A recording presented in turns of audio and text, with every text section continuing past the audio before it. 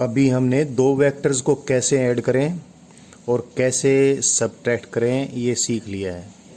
जब एडिशन करते हैं तो बच्चे को इतनी परेशानी शुरू शुरू में नहीं होती, बट जब सब्ट्रैक्शन करते हैं तो शायद कुछ परेशानी हो जाती है। इसलिए मैंने सब्ट्रैक्शन के ऊपर थोड़ा ज़्यादा ही आपको बताने की कोशिश की है।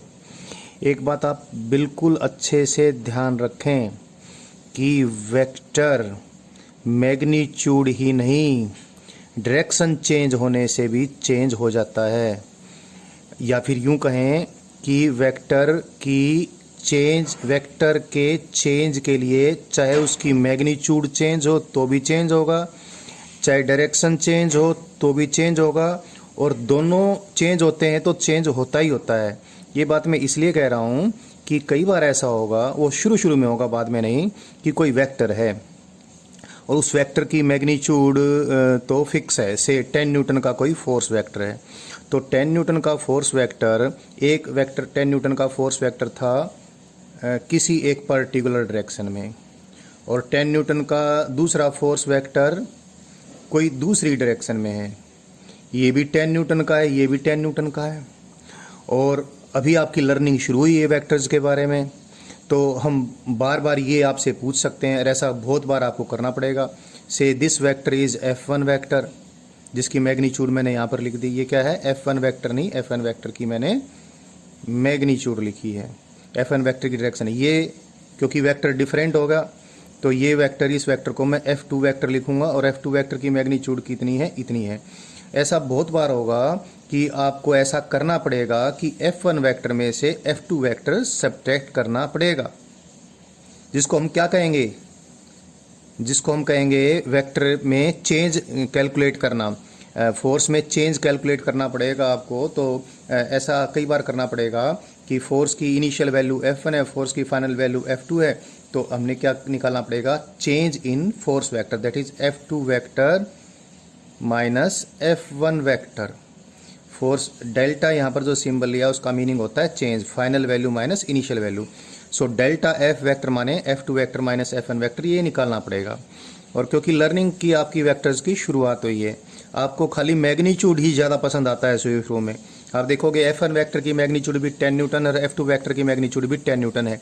तो ऐसा भ्रम आपके दिमाग में हो सकता है कि आप ये सोचो कि F2 vector minus F1 vector तो जीरो वेक्टर हो जाएगा। नहीं, F2 vector minus F1 vector zero vector तब होता जब दोनों वेक्टर सेम होते, यानी मैग्नीट्यूड भी सेम होती और डायरेक्शन भी सेम होती। तो मैंने इसलिए आपको पर्टिकुलर बताया कि दो वेक्टर अगर बराबर मैग्नीट्यूड के हैं, तो अब जैसे मैं इसको बता चुका, एक बार फिर रिपीट कर देता हूँ। जिन दो बराबर मैग्नीट्यूड के वेक्टर को मैं सेपरेट कर रहा, सपोज उनके बीच में एंगल थीटा है, तो अभी हमने देखा डेल्टा F वेक्टर की मैग्नीट्यूड को आप कभी भी ऐसे नहीं लिखोगे। डेल्टा F वेक्टर की मैग्नीट्यूड को ऐसे ही लिखोगे, कारण डेल्टा F का मायना होता है डेल्टा यानी चेंज इन F।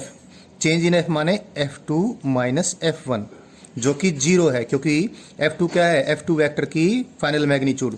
F1 क्या है? F1 वेक्टर की इनिशियल मैग्नीट्यूड। F2 वेक्टर की मैग्नीट्यूड फाइनल 10 न्यूटन है, F1 वेक्टर की इनिशियल मैग्नीट्यूड 10 न्यूटन है। 10 न्यूटन माइनस 10 न्यूटन जीरो, तो डेल्टा F तो जीरो है बच्चों, बट डेल्टा F वेक्टर की मैग्नीट्यूड जीरो नहीं है। डेल्टा F वेक्टर है F2 vector minus F1 vector.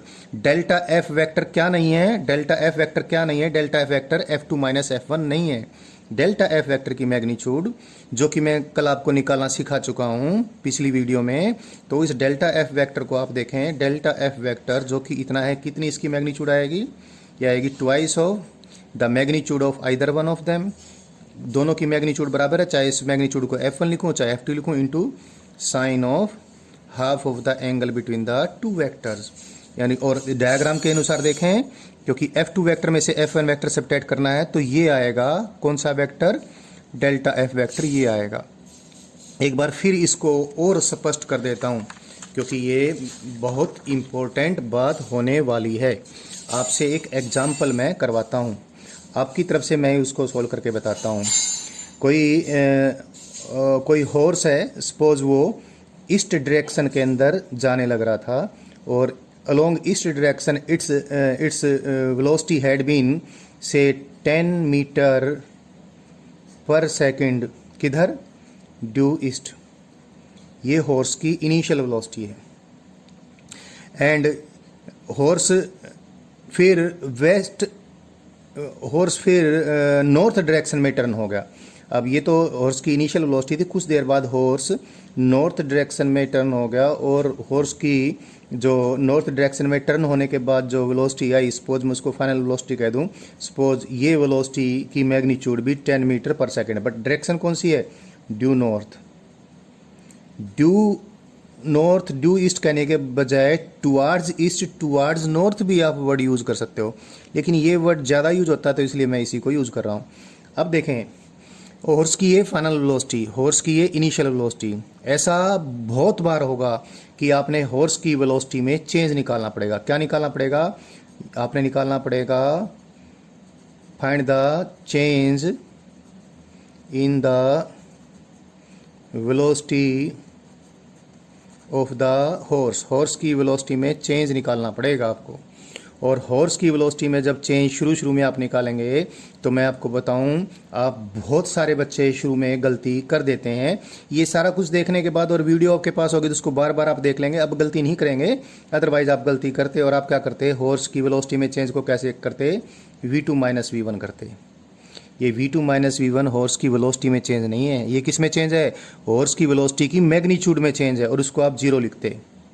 और v2 माइनस वी वन को आप क्या लिखते, डेल्टा v लिखते। देखो v2 माइनस वी वन तो जीरो ही है, और v2 माइनस वी वन को क्या लिखोगे, डेल्टा v, डेल्टा यानी चेंज ऑफ v, तो v का चेंज, v की फाइनल वैल्यू माइनस v की इनिशियल वैल्यू।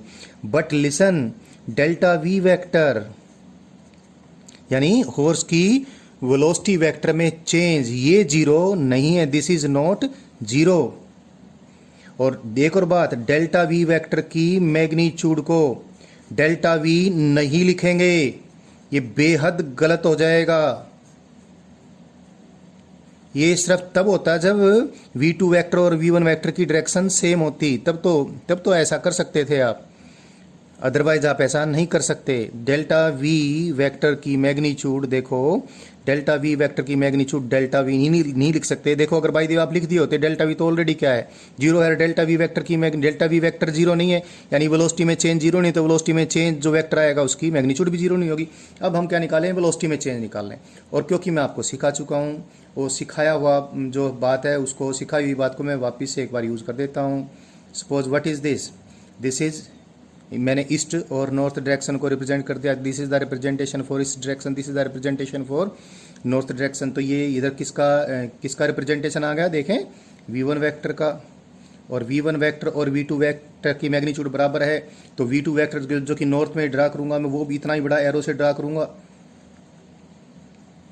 ये किसका रिप्रेजेंटेशन, v2 वेक्टर। और कल मैंने आपको बताया था पिछली वीडियो में कि इस वेक्टर में से जब ये वेक्टर सब्ट्रैक्ट करेंगे तो ऐसा, इसको इधर लेकर माइनस v1 वेक्टर लेकर तो आप दोनों को ऐड कर देंगे तो भी डिफरेंस आ जाएगा, लेकिन उसके बजाय यही हम ज़्यादा प्रेफर करेंगे, v1 की टिप और v2 की टिप, v1 की टिप और v2 की टिप मिलाने वाले एक वेक्टर को ड्रा करेंगे, जिस वेक्टर की हेड उस वेक्टर से के हेड से कंसाइड करेगी जिस वेक्टर में से सब्ट्रैक्शन करना है।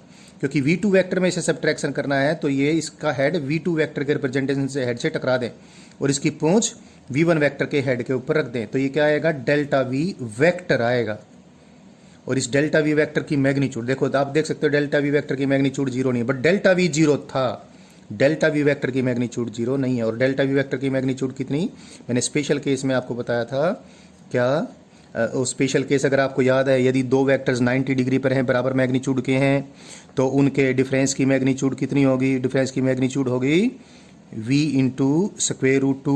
ये v1 और v2 दोनों की मैग्नीट्यूड बराबर है, इसकी मैग्नीट्यूड को भी मैं v लिख सकता हूँ, v1 को भी v लिख सकता हूँ, v2 वेक्टर की मैग्नीट्यूड को भी v लिख सकता हूँ।